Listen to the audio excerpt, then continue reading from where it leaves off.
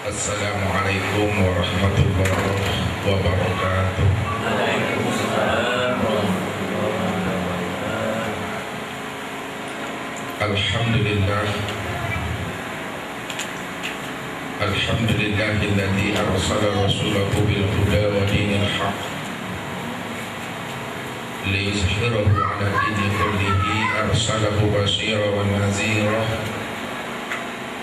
wa da'iyan ila Allahi bi'idnihi wa sirajan munira. Ashhadu an la ilaha illallah wahdahu la syarika lah wa ashhadu anna Muhammadan abduhu wa rasuluhu la nabiyya ba'da. Wa qala Allah ta'ala fil Qur'anil Karim, a'udzu billahi minasy syaithanir rajim. Bismillahirrahmanirrahim. Falyanzuril insanu mimma khuliqa min ma'in dafiq yakhruju minas sulbi wat tara'ib. Shadaqallahul azim. Saudara-saudaraku, ibu bapak, ma'asyiral muslimin, jamaah Majelis Taklim Pengajian Tauhid rahimakumullah.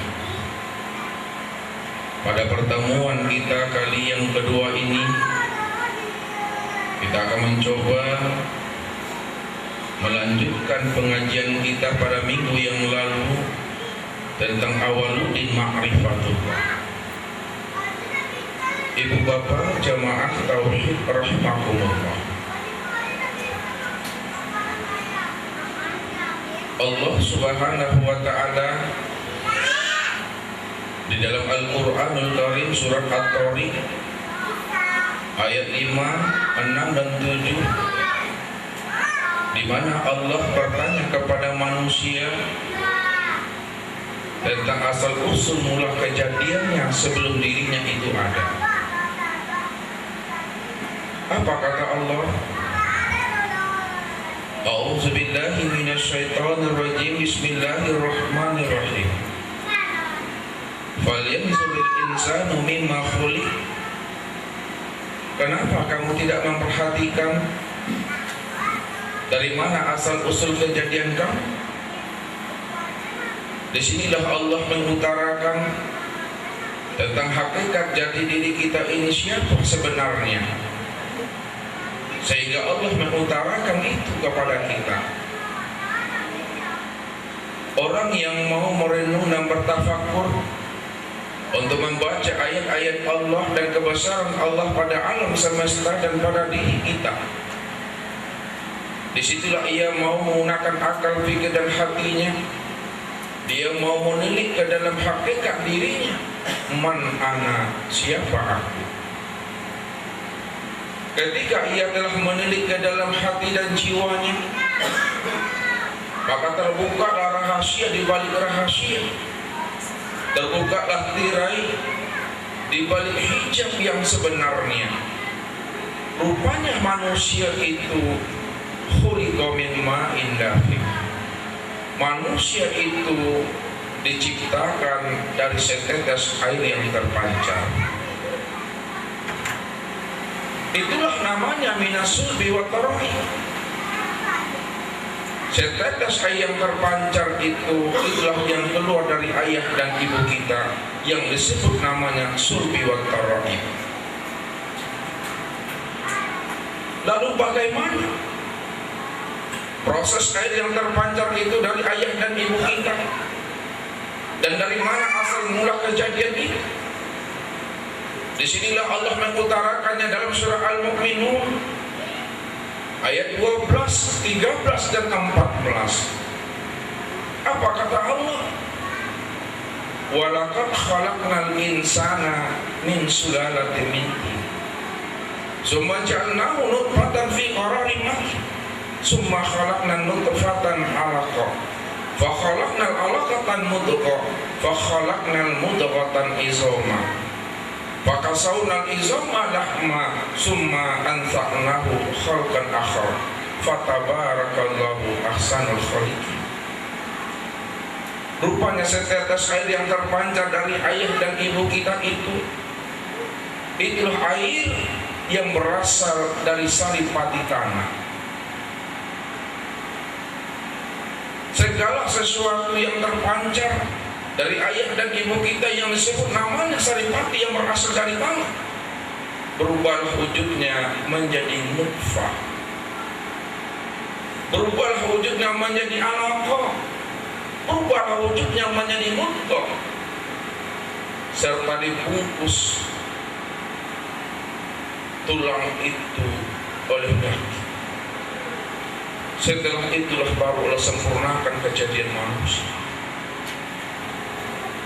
Disinilah kita bisa mampu membaca dan melihat akan kebesaran dan keagungan Allah pada alam dan pada diri kita, bahwa sesungguhnya Allah itu benar-benar subhanallah. Sesungguhnya Allah itu benar-benar Allahu Akbar. Dialah yang maha suci dan dialah yang maha besar.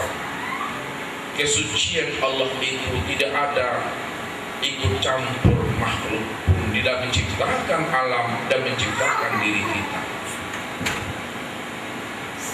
Orang yang makrifat kepada Allah, orang yang telah mengenal akan Tuhannya dengan mengenal hakikat dirinya, disinilah dia ingin mencari dan memahami siapa dirinya, siapa Tuhannya. Kalau kita telah paham dan mengerti siapa diri kita dan siapa Tuhan kita, disinilah kita dibimbing dan dituntun dalam kehidupan ini, sehingga hidup kita benar-benar terarah untuk pulang dan kembali kepada Allah Rabbul Jalil. Maka malam ini Bapak Ibu yang dimuliakan Allah, kita akan mencoba mengkaji dan memahami akan hakikat diri kita ini, supaya bisa kita makrifat kepada Allah. Orang yang telah makrifat kepada Allah, orang yang telah mengenal akan Tuhannya, inilah orang yang dapat menelusuri hakikat jalan pulang dan kembalinya kepada Tuhannya. Dari mana datangnya, kesitulah pulang dan kembalinya. Kemana hilangnya, disitulah dicari. Ibu bapak yang dimuliakan Allah, kita mencoba memahami akan hakikat diri ini, bahwa manusia itu dijadikan Allah dari dua unsur. Yang pertama ada namanya unsur insaniyah.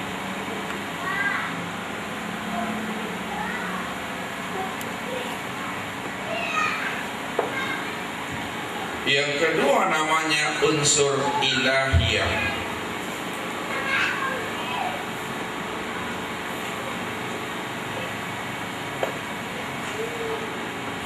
Kita lihat yang pertama, unsur insaniyah.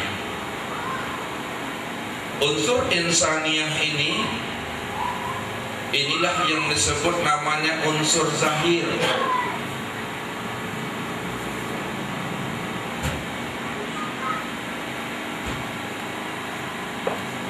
Atau disebut juga namanya jasad.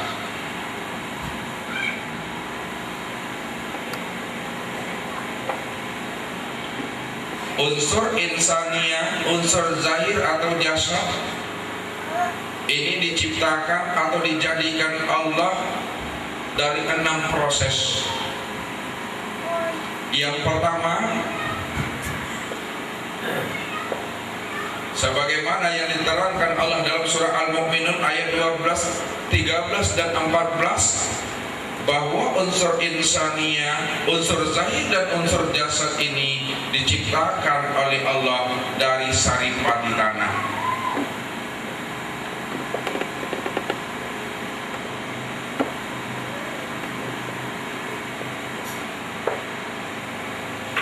Yang kedua, dari saripati tanah ini berproses dia menjadi nutfah.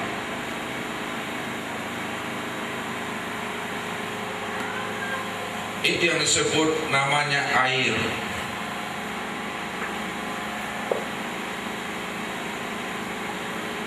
Yang ketiga, dari nutfah menjadi alaqah.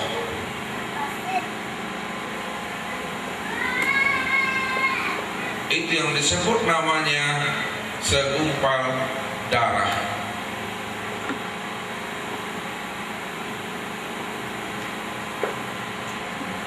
Dan yang keempat, dari alaqah berubah wujudnya menjadi mudghah.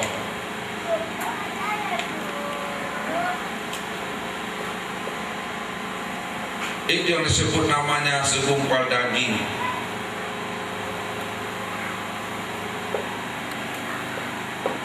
Yang kelima, dari mudghah menjadi izomah. Dari mudghah menjadi izomah, yaitu tulang belulang.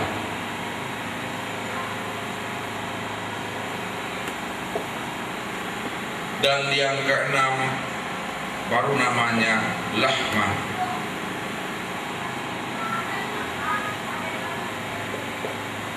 Tulang belulang itu kemudian dibungkus oleh daging.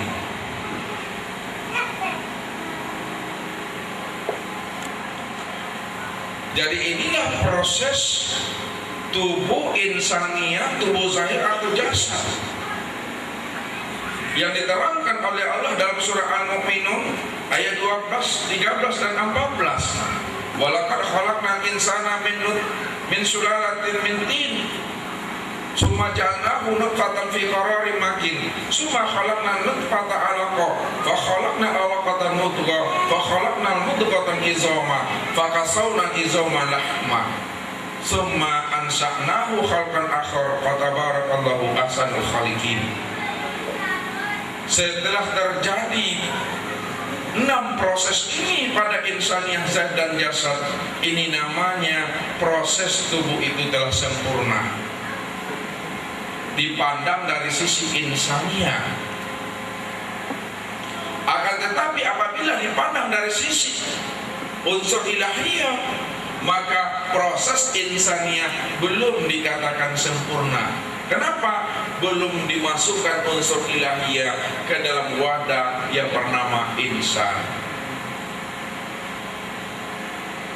Maka proses ketujuh baru dia sempurna secara insaniah dan ilahiyah. Itu proses ketujuh namanya peniupan ruh.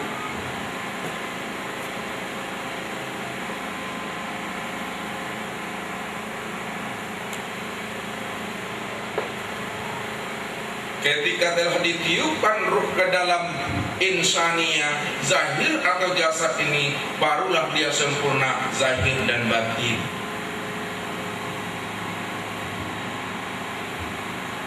Sekarang kita melihat unsur ilahiyah.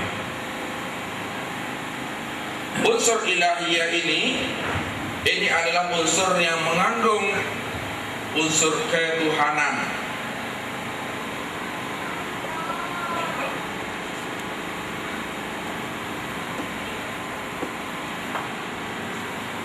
Unsur yang mengandung ketuhanan itulah yang diberitahukan kepada namanya tubuh batin, yaitu ruh.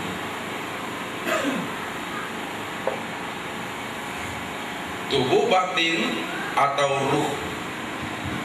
Kita lihat Bapak Ibu.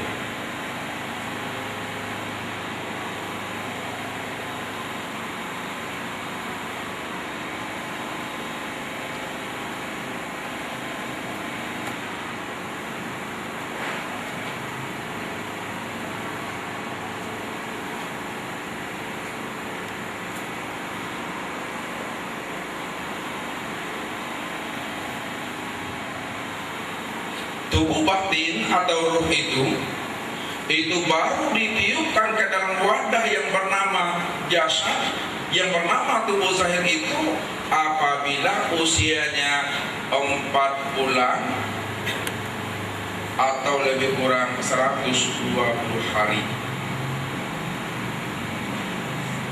4 bulan atau lebih kurang 120 hari. Apa kata Allah?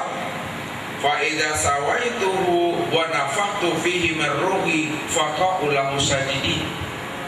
Apabila kusempurnakan kejadian hambaku, maka barulah aku tiupkan ruhku, kata Allah. Wa nafakhtu fihi min ruhi, aku tiupkan ruhku ke dalamnya.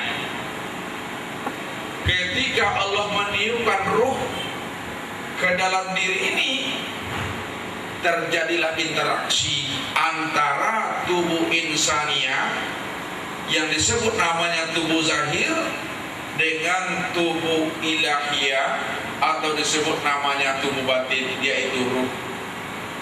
Terjadilah interaksi dia antara yang zahir dengan yang batin. Ketika terjadi interaksi antara zahir dan batin, disitulah dia menzahirkan namanya akal.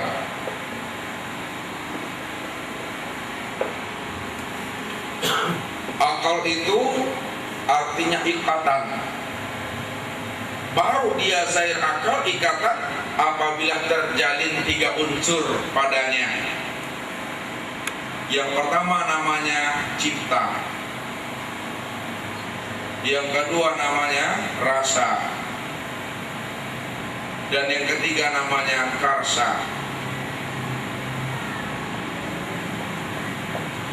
Cipta itu yang disebut namanya fikir, rasa itu yang disebut namanya emosional, sedangkan karsa itu adalah karya.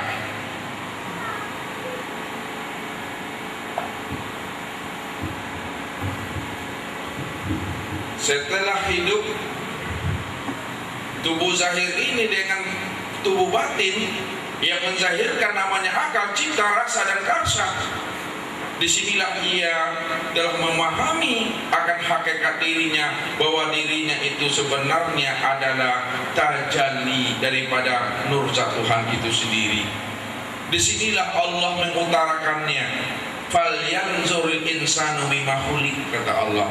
Dari mana dirimu itu aku jadikan, kata Allah. Sedangkan dirimu itu dari sesuatu yang tidak ada, sesuatu yang kosong, sesuatu yang hampa. Dari sesuatu yang kosong, hampa, lalu Allah adakan dia. Maka keberadaan tubuh zahir ini sebenarnya adalah tajalli daripada nur zat Tuhan itu sendiri. Makanya tubuh yang zahir ini yang disebut namanya Adam itu. Sedangkan tubuh yang batin ini yang disebut dengan Muhammad.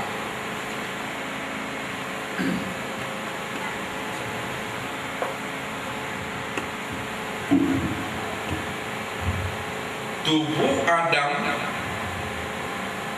yang zahir ini memiliki 7 sifat dia.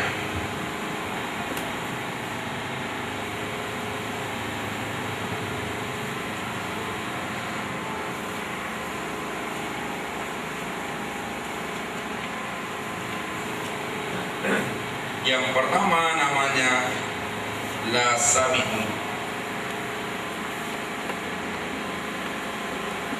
Yang kedua la basirun.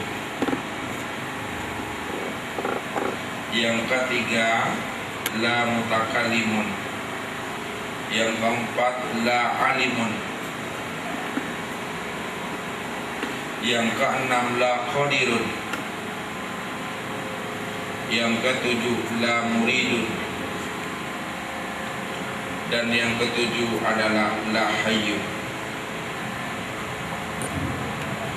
Artinya tubuh Adam itu dia tidak mendengar, dia tidak melihat, dia tidak berkata, dia tidak mengetahui, dia tidak kuasa, dia tidak berkehendak, dan dia tidak hidup. Inilah sifat yang ada pada diri Adam. Makanya kalau Adam ini, tubuh yang kasar ini mengalami namanya proses mati, ini tidak akan diminta pertanggungjawaban di sisi Allah. Kenapa tidak diminta pertanggungjawaban di sisi Allah? Karena ia kembali kepada asalnya semula. Ini berasal daripada tanah semuanya. Ini. Kalau asalnya dari tanah, maka pulang dan kembali kepada tanah. Kalau tubuh ini ditanam, ya, ini lama-lama tubuh ini akan menjadi busuk, lapuk, sehingga ia menjadi pupuk dia. Kalau ini telah menjadi pupuk, apapun yang ditanam di atasnya, sayur, maka sayur itu akan subur. Sayur itu dimakan oleh ayam, ayam dimakan oleh manusia, manusia buat manusia kembali, hidup kembali, mati lagi, ditanam kembali, menjadi pupuk kembali. Itulah prosesnya terus menerus sampai kiamat. Makanya ini tidak akan pernah diminta pertanggungjawaban di sisi Allah. Dia hakikatnya adalah tiada, asal dari tanah, pulang dan kembali lagi kepada tanah dia. Yang diminta pertanggungjawaban di sisi Allah, inilah yang disebut namanya tubuh yang batin atau ruh yang mengandung unsur ilahiyah, yang mengandung unsur ketuhanan. Ini yang disebut namanya diri Muhammad yang memiliki 7 sifat.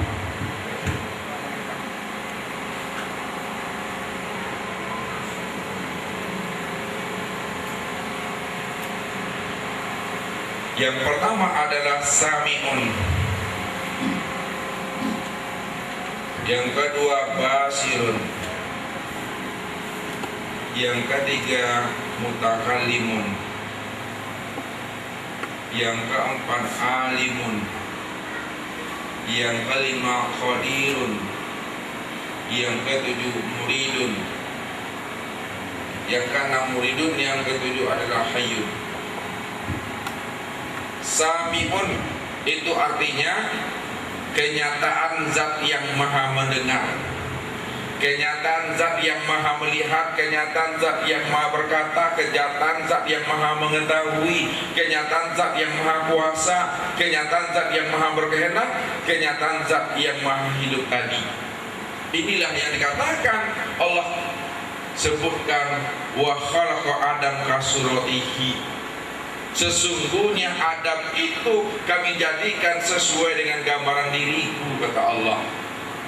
Inilah wujud kenyataan daripada Allah Sami' itu, wujud daripada kenyataan Allah Basir itu, yang maha mendengar, yang maha melihat, yang maha berkata. Ini yang disebut namanya diri Muhammad, yang memuji selalu. Yang memuji itunya dia, yang ruh, yang disebut namanya Muhammad. Ini yang akan diminta pertanggungjawaban insyaallah. Kalau ia makrifat kepada Allah waktu hidup di alam dunia ini, dia mengenal Allah waktu hidup di alam syahadah ini, ia akan tahu jalan pulang dan kembali kepada Allah. Ia akan menjadi kekasih dan walinya Allah. Tapi kalau dia tidak memahami akan hakikat hidupnya di alam dunia, maka hidupnya akan sengsara dia. Karena dia tidak tahu jalan pulang dan kembali kepada Tuhan. Rugilah kehidupan yang ia jalani di alam dunia ini, karena mereka berada dalam kegelapan ini. Sekarang kita lihat,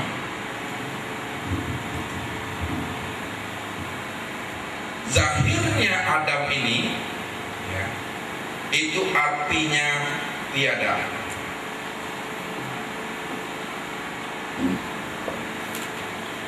Kalaulah zahir Adam itu artinya tiada, maka kita batinkan dia. Kalau iya kita batinkan, maka zahirnya Adam itu, itulah yang disebut namanya Muhammad. Ya.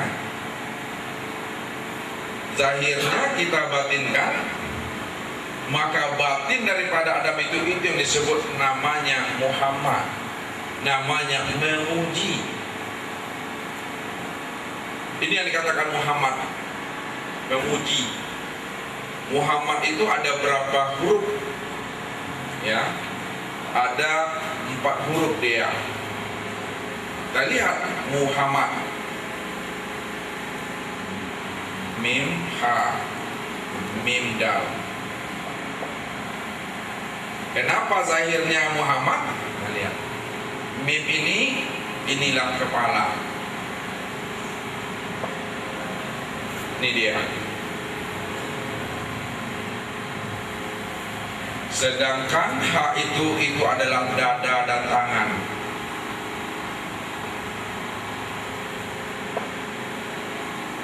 Ini ha, dada dan tangan. Kemudian mim yang kedua itu adalah pusat.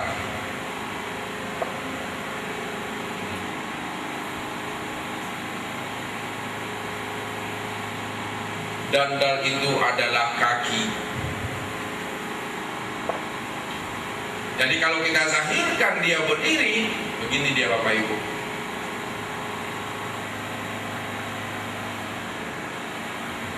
Muhammad ini kalau kita berdirikan, inilah dia bentuk Muhammad tadi.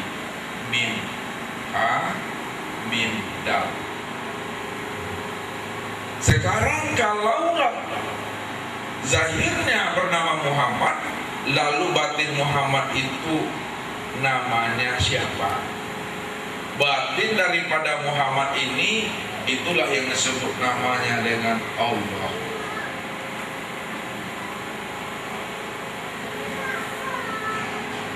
Batin daripada Muhammad itu adalah Allah. Sekarang Muhammad itu kita batinkan dia. Muhammad ini kalau dibatinkan, dia tiada. Dia juga sama dengan Adam. Kalau diri Muhammad telah dibatinkan, maka zahir daripada Muhammad ini sebenarnya itu adalah Allah itu sendiri.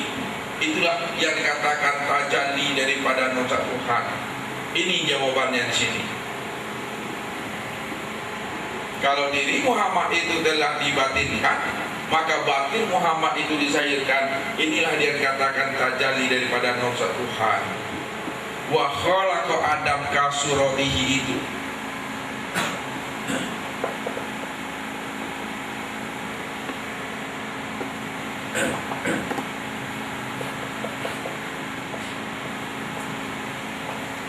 Aku jadikan Adam itu sesuai dengan gambaran diriku. Inilah tajalli daripada sifat aku, kata Allah. Sifat ma'ani dan sifat maknawiyah itu.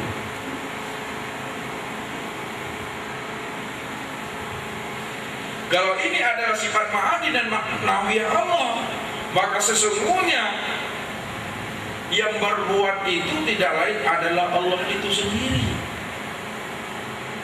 Itu dikatakan dari Allah, bagi Allah, dan untuk Allah. Tidak ada dari kita bagi Allah atau bagi Allah untuk kita, nggak ada. Semuanya dari Allah, bagi Allah, dan untuk Allah.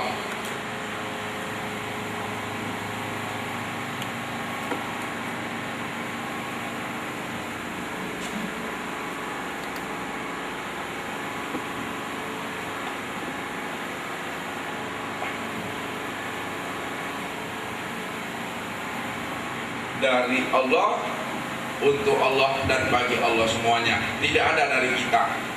Barulah kita sadar dan paham bahwa diri kita itu adalah la haula wala quwata illa billah. Tidak ada kudrat dan iradat sebesar zarah pun, melainkan kudrat dan iradat Allah semata-mata.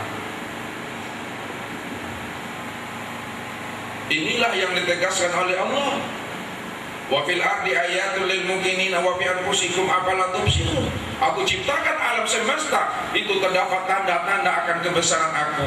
Aku ciptakan dirimu, juga terdapat tanda-tanda kebesaran aku. Kenapa tidak kamu tindik, kata Allah? Kenapa tidak kamu pikirkan bahwa aku adalah wujud yang maha nyata dari sekalian yang maha nyata? Dia yang wujud yang laisa kamitslihi syai'un wa khalaqatul hawadis. Dan dia kulahu kufuwan ahad, yang tidak bisa digambarkan dengan sesuatu rupa pun. yang tidak bisa dibayangkan dengan pikir kita, yang tidak bisa direnung dengan hati, karena dia adalah sesuatu yang berbeda dengan sekalian Allah, berbeda dengan sekalian daripada yang zahir maupun yang batin itu. Baca diri kita ini, tahulah kita siapa diri kita ini.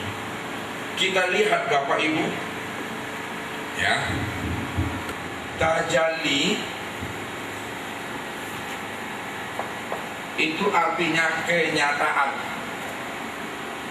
atau artinya percikan, atau artinya pancaran, atau artinya bagian. Mana yang dikatakan tajalli, bagian, percikan, pancaran daripada diri nur zat Tuhan? Inilah yang disebut namanya ruh ini. Ini dia.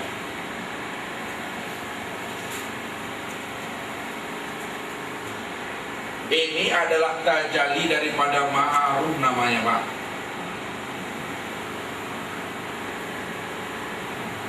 Kalau ini ruh, ini disebut maharuh.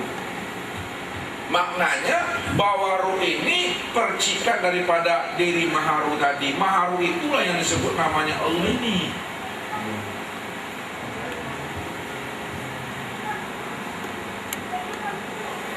Bahwa ruh ini tajalli daripada maharuh. Maharuh itu sesungguhnya adalah Allah itu sendiri.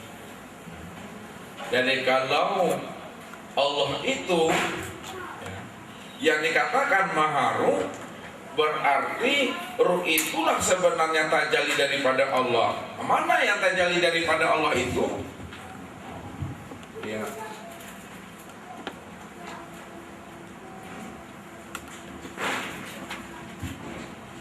adalah sama. Dan kemudian besar, kalam, ilmu, kudrat, iradat, dan hayat.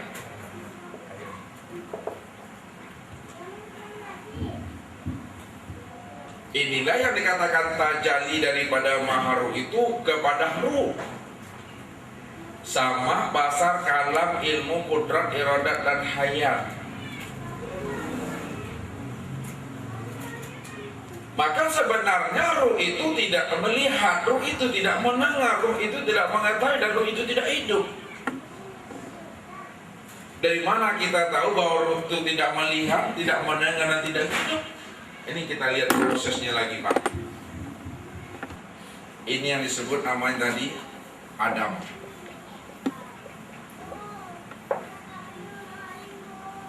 Adam ini artinya tiada. Adam ini artinya tiada. Kalaulah Adam itu artinya tiada, berarti Adam itu sebenarnya adalah buta. Adam itu sebenarnya adalah tuli. Kita buat ini buta, tuli, bisu, lemah, papa, dan mati. Buta, tuli, bisu, lemah, papa, dan mati. Inilah Adam. Ini yang dikatakan la haula wala quwata illa billah itu. Lalu kenapa kenyataannya Adam yang kita katakan tiada, Adam yang kita katakan buta, tuli, bisu, lemah, papa, mati itu kenyataannya bisa melihat rupanya. Kenyataannya bisa mendengar kita. Kenyataannya kita bisa bergerak hidup kita ini. Kenapa tidak dikatakan mati dia?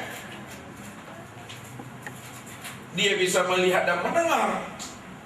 Sebenarnya yang melihat itu bukanlah Adam itu sebenarnya. Itulah yang sesungguhnya yang melihat, yang mendengar pada Adam itu, itulah ruh ini dia. Ini yang disebut namanya Muhammad tadi. Kalau tidak ada ruh itu pada tubuh, tidak ada ruh itu pada jasad, maka mata tidak bisa melihat, telinga tidak bisa mendengar, mulut tidak bisa berkata, tangan kaki tidak bisa memegang dan bergerak. Dia bisa melihat dan mendengar itu sebenarnya karena ada ruh itu dia. Berarti yang hidup itu sebenarnya bukanlah ini, tapi ini dia. Ini yang disebut namanya diri Muhammad tadi. Ini yang disebut namanya diri Adam yang tiada. Muhammad itu artinya memuji. Kita tilik lagi Bapak Ibu. Ruh ini hakikatnya juga adalah buta, tuli, bisu, lemah, papa, dan mati. Ruh ini juga buta, tuli, bisu, lemah, papa, dan mati. Tapi kenapa kenyataannya dia bisa melihat, dia bisa mendengar, sehingga tubuh bisa melihat dan mendengar. Dia bisa melihat, dia bisa mendengar. Itu karena nyatanya sifat sami'nya Allah Ta'ala pada ruh itu. Disitulah ruh itu bisa mendengar. Nyatanya sifat basirnya Allah Ta'ala pada ruh. Disitulah ruh itu bisa melihat. Nyatanya sifat kalamnya Allah Ta'ala pada ruh. Disitulah ruh itu bisa berkata. Nyatanya sifat ilmu Ta'ala pada ruh. Disitulah ruh itu kita mengetahui. Nyatalah kudratnya Allah Ta'ala pada ruh. Disitulah ruh itu bisa kuasa. Nyatalah iradanya Allah Ta'ala pada ruh. Disitulah ruh itu berkehendak. Nyatanya hayatnya Allah Ta'ala pada ruh. Disitulah ruh itu hidup. Ini yang dikatakan tajalli Allah itu pada maha ruh, pada diri kita ini.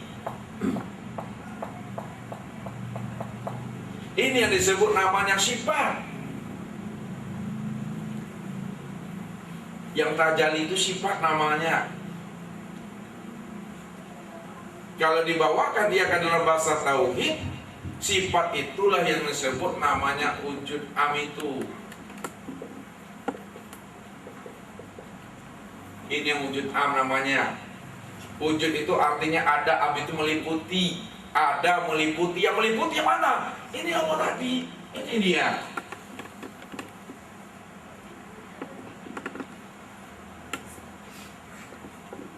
Maka hakikatnya tadi, yang melihat itu yang maharu. Ini jawabannya Pak. Yang melihat bukan ruh lagi, tapi yang melihat itu yang maharu tadi. Itulah Allah tadi. Karena ia nyata, sifatnya pada ruh, disitulah dia bisa melihat, mendengar, bicara tadi. Yang nyata itu sifatnya, itu sifat yang maharu, itu yang disebut Allah. Jadi kalau ini disebut namanya wujud am, ini disebut namanya ya, a'yan kharjiyah namanya ini, yang Adam ini. Ini namanya a'yan kharjiyah.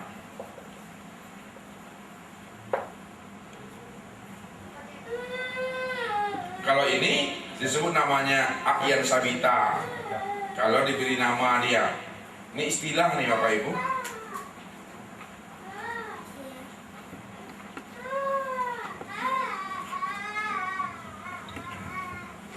A'yan kharjiyah, a'yan sabita, dan wujud am. Sekarang mana wujud mutlak yang sebenar-benarnya? Mana yang dikatakan zatul haqi? Sama pasar kalam, ilmu qudrat, iradah, dan hayat ini ada, ini zahir dia daripada wujud yang mutlak. Wujud yang mutlak itulah yang disebut namanya zat.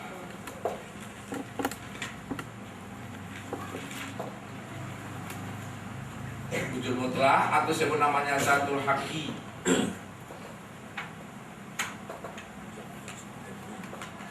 Disebut zat.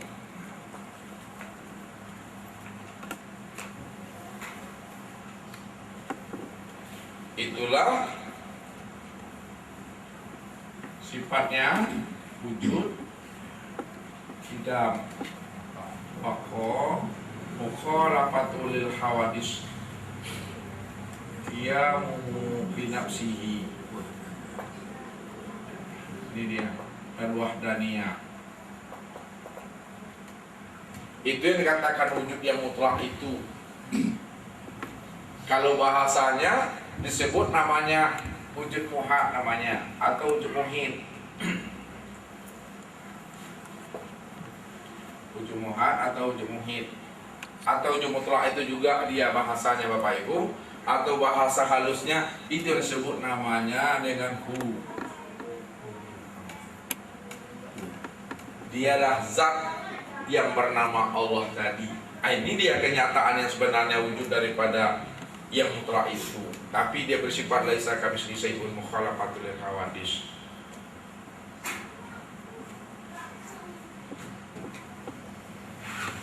Setelah kita mengerti bahwa diri kita ini adalah wujud mutlak, wujud muhid yang sesungguhnya, karena Allah itulah yang sebenar-benar ada, bahwa segala sesuatu selain daripada Allah itu hakikatnya tidak ada, hanyalah bayang-bayang bagi wujud Allah. Maka wujud ini dalam bahasanya Allah gunakan dengan sirri itu, sirri, rahasia.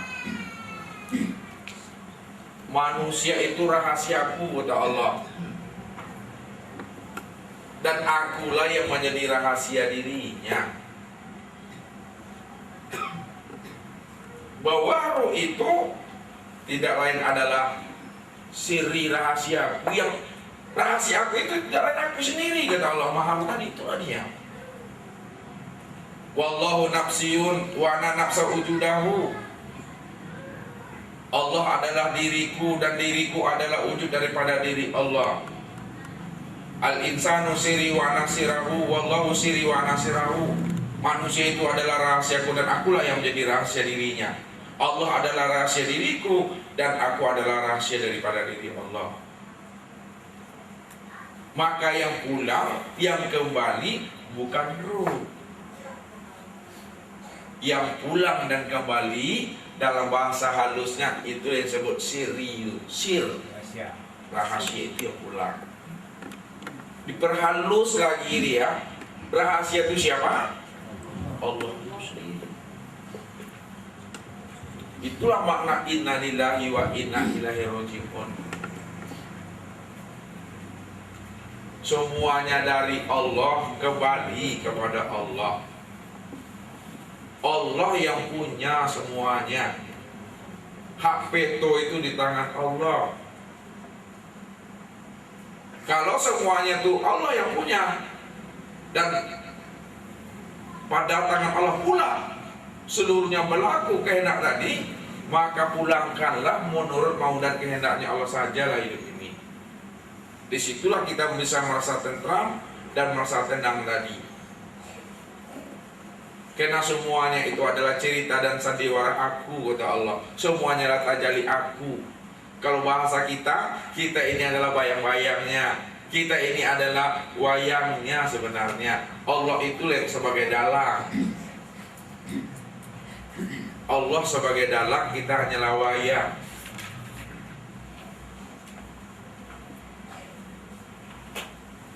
Secara syariat bapak ibu yang memandang, bapak ibu yang mau bicara, hakikatnya tidak. Hanya Allah itu sebenarnya yang nyata.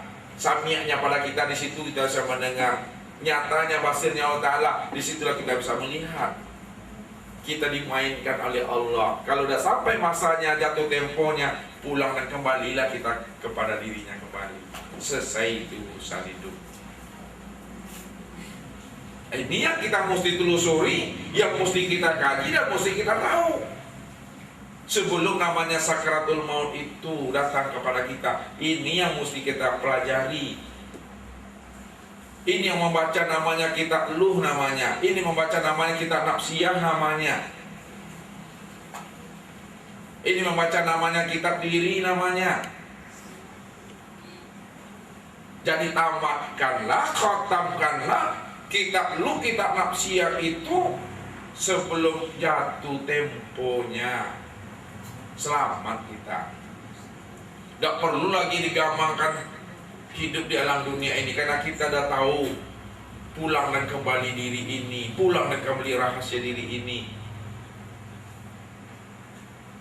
Kalau ia pulang kepada Allah, pulangnya selamat, diridhoi itu. Dalam bahasa kita, hidup jaya mati sempurna, telah bertemu dua titik menjadi satu titik. Anta ana anta, engkau adalah diriku, diriku adalah diri engkau. Al-abid wal ma'bud wahid, yang menyembah yang disembah adalah satu, aku juga di sana. Cuma ilmu yang menjelaskannya, ilmu yang menjabarkannya, dan ilmu pula lah yang menguraikannya. Mana yang zat, mana yang sifat. Zat itu yang disebut Tuhan bernama Allah, sifat itu yang disebut namanya hamba, yang disebut manusia. Makanya hamba itu, manusia itu adalah rahasia, rahasia Tuhan maksudnya. Akan mudah mengenal Allah dengan jalan mengenal diri, tidak payah. Disitulah letaknya Allah itu lebih dekat dengan diri kita. Karena yang menjadi rahasia diri kita tadi tidak lain adalah Dia itu. Jadi kalau hidup hati kita dengan muraqabahnya, hidup jiwa kita dengan musyahadahnya,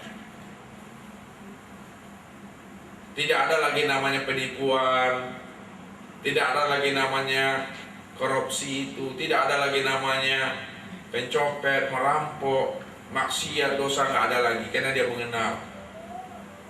Tapi orang yang dikatakan kafir zindik sebaliknya adalah orang yang tahu akan hakikat dirinya, tapi dia manfaatkan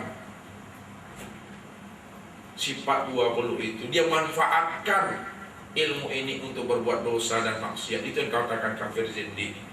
Ini yang diragukan oleh Rasul. Ini yang dikhawatirkan oleh Nabi.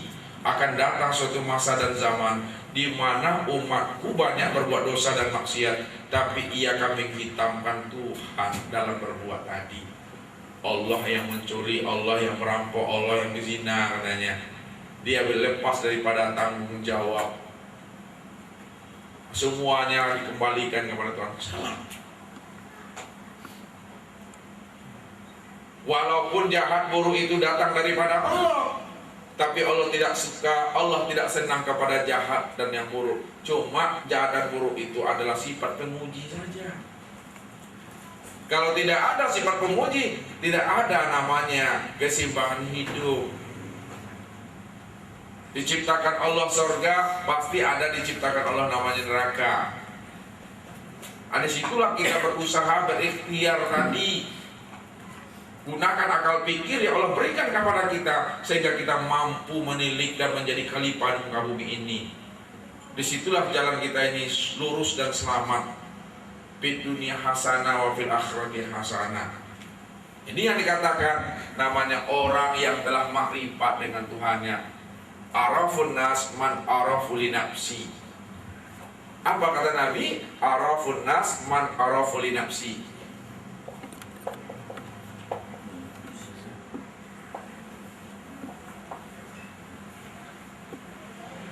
Arafun nas man arafu li nafsi. Manusia yang makrifat itu adalah manusia yang mengenal akan hakikat dirinya. Kalau udah kenal dia akan hakikat dirinya, kenal wujud dirinya, itu udah makrifat namanya itu. Ya. Kalau manusia itu telah kenal dengan wujud dirinya, itu disebut namanya makrifat. Kenapa orang yang telah mengenal akan wujud diri katakan makrifat? Karena wujud dirinya ini adalah wujudnya Allah Ta'ala yang maha melihat, yang maha mendengar tadi.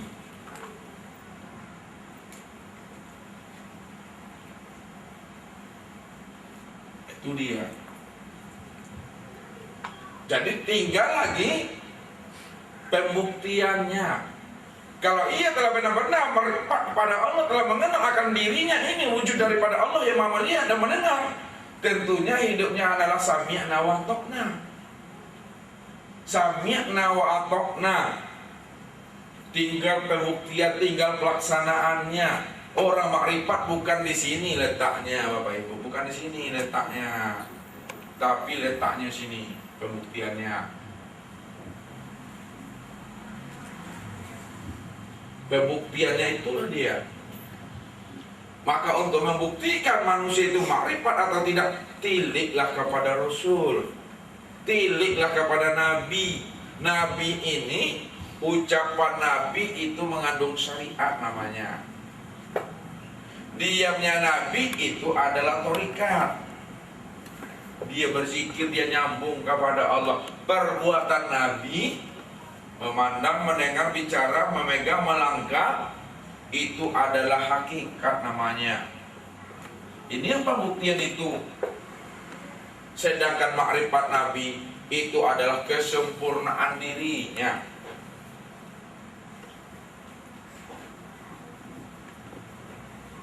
Sekarang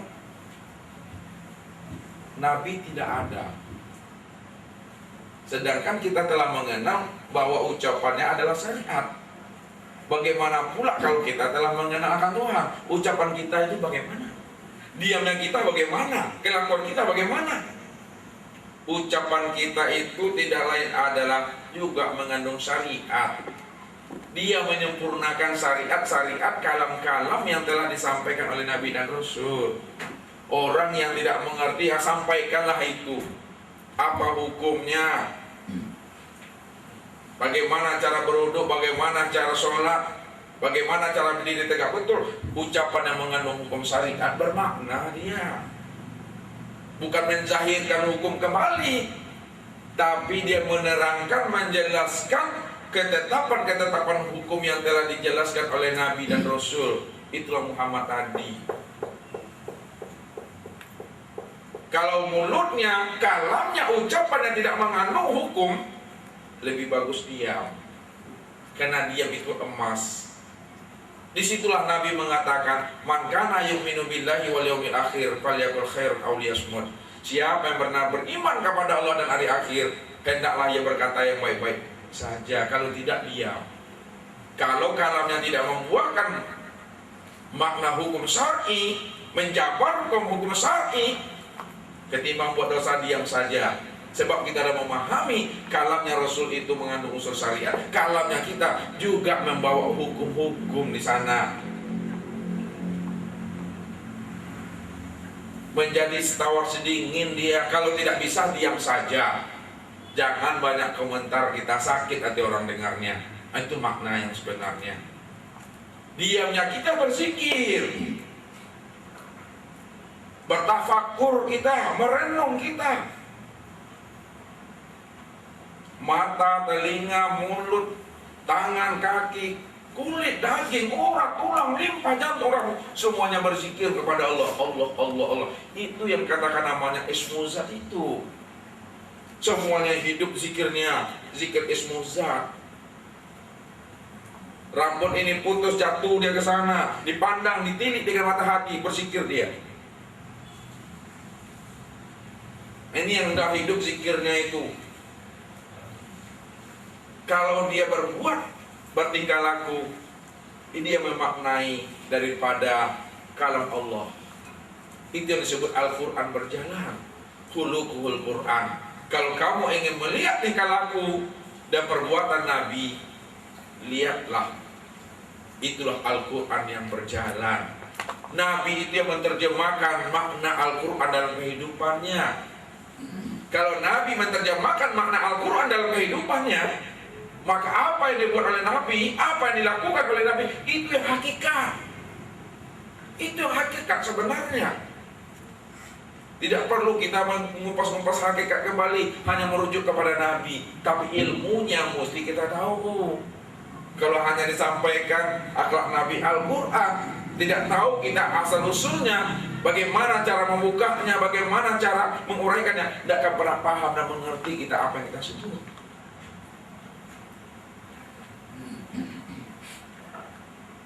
Duduknya hanyalah mengaji. Itu yang dikatakan talil Quran itu, baca Al-Quran itu. Ada membaca Al-Quran yang makna Yang maksudnya adalah membaca yang kaulia. Membaca yang kaulia itu membaca yang tersurat mulai dari Al-Fatihah sampai An-Nas. Itu membaca Al-Quran yang kaulia namanya. Yang tersurat dari Al-Fatihah sampai An-Nas. Membaca yang kedua adalah membaca yang tersirat, itu kauniyah. Tidak mesti dari Al-Fatihah langsung kepada An-Nas. Kita duduk sekarang ini mengaji ilmu syariat, itu membaca kauniyah, itu membaca yang tersirat itu. Duduk mengaji mempelajari tarikat, tasawuf, itu membaca yang tersirat itu. Duduk mengaji seperti ini, mengaji tentang tauhid, tentang Tuhan, itu membaca yang kauniyah, yang tersirat. Makna daripada isi Al-Quran itulah dia. Syariat itu masalah ibadah. Hakikat itulah masalah akidah dan tauhid dia. Semuanya kita mesti pandai menjabarkan kehidupan ini.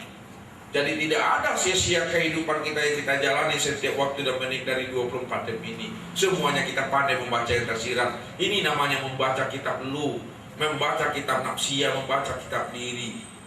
Itu yang Allah perintahkan nanti. Ketika kita berbangkit nanti dikumpulkan di hadapan Allah, apa kata Allah? Iqra kitabaka, baca kitabmu, kata Allah. Bukan Al-Quran yang disuruh baca, bukan kauliyah itu, bukan dari Al-Fatihah sampai atas dibaca di hadapan Allah, bukan itu yang diminta. Baca kitabmu, atau kitab yang mana? Inilah dia kitab diri. Baca kitab lu. Setelah kita pandai membaca kitab lu, kitab diri ini, kafa binafsikal yawma alaika hasiba, cukuplah diri kamu sendiri yang menghisapnya. Kalau kamu telah tahu siapa dirimu, siapa yang menciptakan dirimu, masuklah kamu dalam surga. Tapi kalau kamu tidak tahu siapa dirimu, siapa Tuhan yang menciptakan dirimu, masuklah kamu neraka. Di situ letaknya innallaha sari'ul hisab, bahwa Allah itu sangat cepat hisabnya. Tidak ada pakai nomor antrian kita di sana, Bapak Ibu. Masing-masing kita telah dibukakan Allah hijabnya untuk membaca kitabnya masing-masing. Kalau banyak rapornya yang warnanya merah, tetap duduk di kelas 1. Tapi kalau semuanya hijau semuanya, naiklah tingkat. Tidak perlu lagi diperintahkan guru, kamu tinggal, kamu naik. Tidak perlu, karena masing-masing kita telah ada rapornya. Kalau tidak pandai kita naik. Kalau tidak pandai kita, banyak rapor yang merah, tinggal saja, tidak perlu lagi dibilang kamu tinggal. Karena dari situ tinggal kelas, naik, kalau sudah ada di sana. Inilah diri kita sebenarnya. Inilah Bapak Ibu yang dimuliakan Allah. Mudah-mudahan dengan pemahaman ini kita lebih arif dan mengerti lagi dalam menjalankan kehidupan kita ini, bahwa kita itu adalah la haula wala quwata illa billah. Kalau kita udah paham diri kita la haula wala quwata illa billah, tunduk dan patuh sajalah kita kepada Allah lagi. Susah kita, Allah yang maha baik yang memberi, Allah yang maha tahu yang menetapkan, Allah yang bijaksana yang menentukan. Tidak ada lagi protes-protes di hadapan Allah. Karena semuanya telah Allah tetapkan dengan sempurna. Wa khalaqa kulla shay'in faqadara taqdira. Aku telah tetapkan segala sesuatu itu dengan sempurna, kata Allah. Oleh karena itu kata Tuhan, wala tu'allimni bima yuslika. Jangan kamu ajari aku untuk mengurus urusan kamu lagi. Semuanya telah aku sempurnakan. Baca saja lagi, kemudian amalkan, buktikan kalau kamu benar-benar telah mengenal akan hakikat dirimu dan kamu telah mengenal akan diri aku. Udah, tenggelamkan dirimu ke dalam diri aku, maka nyata aku yang berbuat di sana. Susahnya kamu itu aku, tolong. Senangnya kamu juga aku di sana. Tapi innallaha la tukhliful mi'ad. Allah tidak akan pernah memungkiri janjinya. Kalau kita dah paham dan mengerti ini, jangan kita menjadi orang yang kafir sindik dalam hidup ini.